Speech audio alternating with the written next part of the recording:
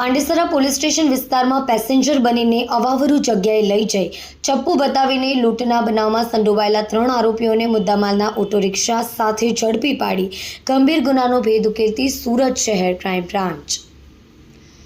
હાલમાં ચાલી રહેલા ગણેશોત્સવના તહેવાર નિમિત્તે સુરત શહેર વિસ્તારમાં શાંતિ જળવાય તે હેતુસર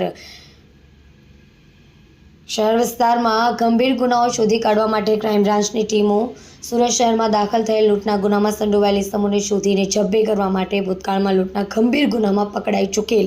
આરોપીઓને શોધી કાઢવા માટે વર્કઆઉટમાં હતા। દરમિયાન એન્ટી એક્સટોર્શન સ્કોડના પોલીસ માણસો શહેર વિસ્તારમાં બનેલ ચપ્પુ બતાવીને લૂંટ કરતા ઇસમોને વોચ તપાસમાં હતા। દરમિયાન આધારભૂત બાતમીને આધારે ઓન સચિન રોડ ઉપર આવેલ શાલીમાર સોસાયટી સામેના રોડ પરથી 3 ઇસમો મનિંદરસિંહ હરમાનસિંહ ટાંક રહેવાસી પ્લોટ નંબર 35 પ્રભુનગર ઝુંપડપટ્ટી BRC પાસે ઉધના સુરત મૂળ રહેવાસી મહારાષ્ટ્ર જશપાલસિંહ ઉર્ફે પાપા પચ્ચમસિંહ ભાદા રહેવાસી જય જલારામનગર ઝુંપડપટ્ટી સચિન રાજમાર્ગ પાસે ઉનપાટિયા ભિસ્તાન સુરત નિર્મલસિંહ ઉર્ફે અય્યાસિંહ મંગલસિંહ ઉર્ફે ઢોલાસિંહ ભાદા રહેવાસી પ્રભુનગર BRC સામે ઉધના સુરતને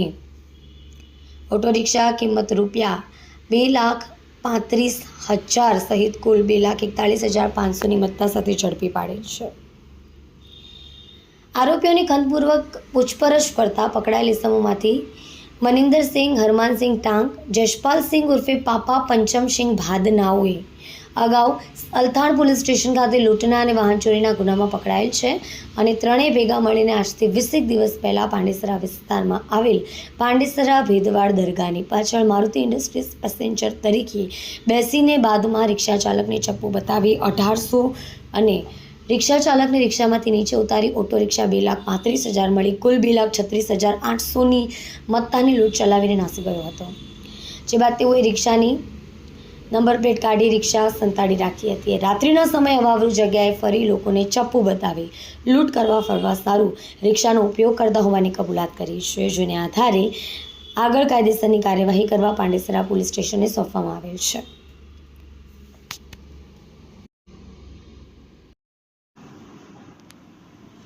કલ્પેશ રાણા સાથે જોતા રહો News 9 ગુજરાતી।